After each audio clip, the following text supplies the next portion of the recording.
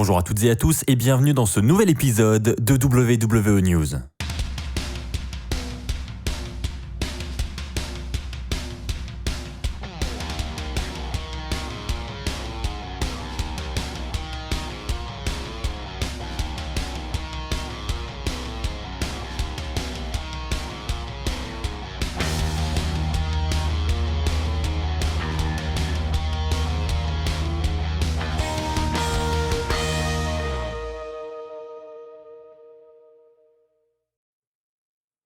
Bonjour à toutes et à tous, c'est Axel de la chaîne YouTube WWE Fan France. Alors avant de commencer cette vidéo, je tiens déjà à souhaiter une bonne rentrée à tous ceux qui reprennent les cours aujourd'hui et bon courage à tous ceux qui continuent le travail. On se retrouve pour une nouvelle vidéo news.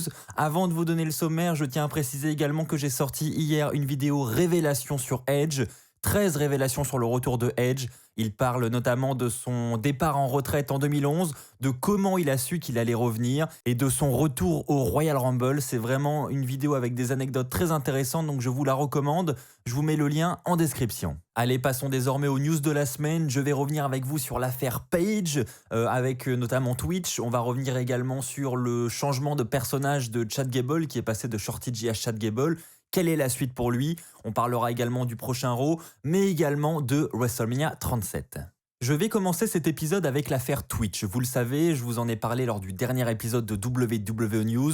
La WWE ne souhaite pas que ces superstars utilisent leur nom pour diffuser sur Twitch, pour réaliser des caméos, pour faire tout ce genre d'activités en dehors de la fédération. Et donc Paige, évidemment, elle qui ne peut plus catcher, qui ne peut plus réaliser son rêve dans les rings de la WWE. Elle s'était dirigée depuis plusieurs mois sur Twitch, elle a pris beaucoup de plaisir, elle a notamment construit une grosse communauté et elle est très active sur ce réseau et elle se retrouve du jour au lendemain dans l'impossibilité de streamer sur ce réseau. Donc évidemment Paige l'a un petit peu mal pris puisqu'elle doit cesser toute activité et donc forcément c'est une grosse déception pour Paige qui en veut énormément à la WWE pour cette décision puisqu'elle a streamé récemment et durant ce stream elle a longuement échangé avec sa communauté et elle a d'ailleurs confirmé qu'elle n'arrêterait pas cette aventure et qu'elle allait continuer à faire ce qu'elle aime faire par-dessus tout et qu'elle allait continuer à partager cette passion auprès de tous ses fans, cette grosse communauté qu'elle a réussi à construire. Elle refuse de se laisser diriger par une entreprise comme la WWE. Donc voilà, c'est clairement ce qu'elle a dit. Donc elle a eu des mots assez forts et on voit qu'elle est vraiment à l'encontre des directives de la WWE. Et la WWE justement avait promis qu'il y aurait des sanctions pour les superstars qui ne respecteraient pas ces nouvelles directives. Quand je dis sanctions, ça peut être une amende, ça peut être une suspension, mais ça peut même aller jusqu'au licenciement. Donc Paige est prête à prendre ce risque pour continuer à faire ce qu'elle aime faire. Alors pour le moment, la WWE n'a pas réagi à cette nouvelle, elle n'a pas réagi au cas de Paige, mais ça devrait arriver dans les prochaines heures, dans les prochains jours, on devrait en savoir plus. Est-ce que la WWE va sanctionner Paige pour ses choix? En toute logique, ça devrait être le cas en espérant que ce soit pas trop grave pour Paige. Parlons maintenant de WrestleMania 37 avec les premiers plans qui commencent à surgir un petit peu du côté des coulisses de la WWE. Ils commencent déjà visiblement à réfléchir à la potentielle carte qu'ils vont pouvoir construire pour le plus gros pay-per-view de l'année prochaine. Eh bien, sachez que le Wrestling Observer nous informe d'un potentiel match entre Drew McIntyre et Tyson Fury. Ça serait donc le retour de Tyson Fury à la WWE. On avait déjà eu quelques rumeurs pour quelques matchs qui devaient avoir lieu normalement cette année. Au final, nous n'avons rien eu, peut-être aussi à cause du coronavirus. Quoi qu'il en soit, les plans actuels viseraient à mettre Drew McIntyre face à Tyson Fury à WrestleMania 37. On a également des plans pour un match entre The Rock et Roman Reigns. Alors est-ce que ces plans vont être maintenus? Est-ce que si le pay-per-view a une nouvelle fois lieu à huis clos, est-ce que la WWE va maintenir tout de même ces gros matchs et ces grosses têtes d'affiche?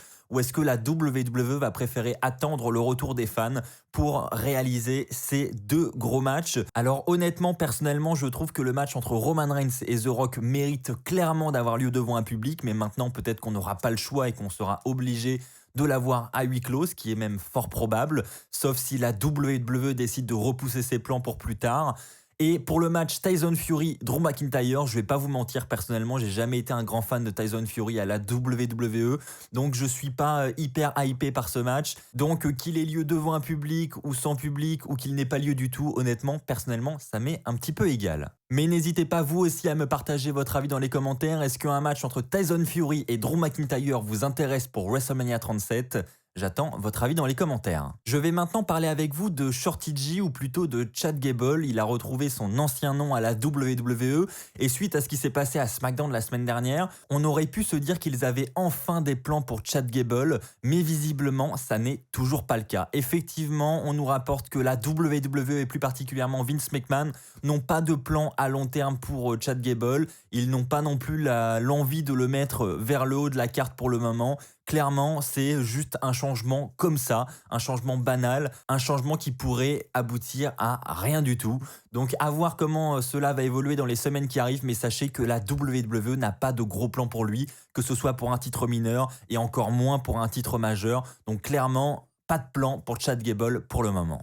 Avant de passer à la preview du Raw de cette semaine, de ce soir, je tiens à vous présenter une petite image intéressante. Alors en fait, pour vous expliquer d'où vient cette image, elle est extraite d'une vidéo qui a été notamment relayée par Stephanie McMahon, où on voit un petit peu comment est dirigé le Thunderdome, comment fonctionne ce système du Thunderdome qui permet à la WWE de réunir des milliers de fans chaque semaine virtuellement. Dans ce clip vidéo, on y voit notamment toutes les équipes techniques qui travaillent sur cette structure et on voit surtout tous les modérateurs. Et ce qui est intéressant dans cette vidéo, c'est que il y a un passage qui, je pense, n'était pas censé être montré aux caméras, à savoir la liste des superstars et de tous les éléments visuels qui sont bannis du Thunderdome, c'est-à-dire que les modérateurs qui vous font entrer ou pas dans le Thunderdome ont une feuille devant eux qui leur dit si tu as ça qui apparaît à l'écran, alors tu le retires de l'écran, sinon tout le reste peut rentrer. Donc on a notamment le logo de la AEW, le logo de Impact Wrestling, le logo de la New Japan. Voilà, toutes les fédérations concurrentes ne peuvent pas apparaître, du moins les modérateurs ont pour ordre de les retirer si c'est le cas. Et puis ensuite on a d'autres lutteurs qui sont bannis de cette arène, à savoir notamment CM Punk, Chris Benoit, Cody Rhodes, Enzo Amore, Ryback, Alberto Del Rio, Vicky Guerrero. Voilà, si toutes ces têtes, si tous ces visages viennent à apparaître à l'écran, alors ils doivent les retirer immédiatement. On a également des drapeaux de différents pays, le drapeau de Hong Kong, le drapeau du Tibet. Bref, de nombreux symboles, de nombreuses têtes et de nombreux logos sont interdits. Voilà, je trouvais vraiment intéressant de vous partager ça parce que j'étais moi-même surpris de savoir que les modérateurs avaient une liste comme ça devant les yeux pour modérer ce Thunderdome. Et enfin, pour terminer cet épisode de WWE News, je vais parler avec vous de la preview du Raw de ce soir avec énormément de choses de prévues. Premièrement, on aura la suite de la rivalité entre Jeff Hardy et Elias dans un match avec une stipulation qui va très bien avec ce qui se passe depuis plusieurs semaines, puisque les deux vont s'affronter dans un guitar on a pole match, donc les règles vont être très simples. Une guitare sera accrochée en haut d'un poteau dans un coin du ring. Le premier à décrocher cette guitare pourra l'utiliser.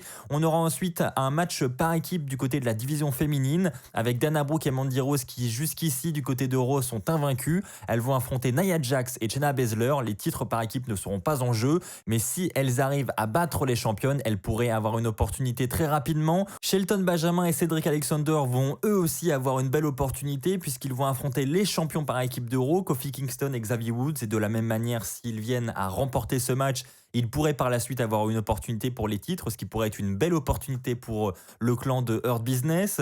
On a également la suite des matchs de qualification pour les Survivor Series. Qui va se qualifier pour la Team Raw? On devrait en savoir un petit peu plus cette semaine. Et enfin, pour terminer, le cas Randy Orton, notre nouveau champion de la WWE, a l'air d'avoir beaucoup de prétendants, beaucoup de catcheurs qui s'intéressent à son titre.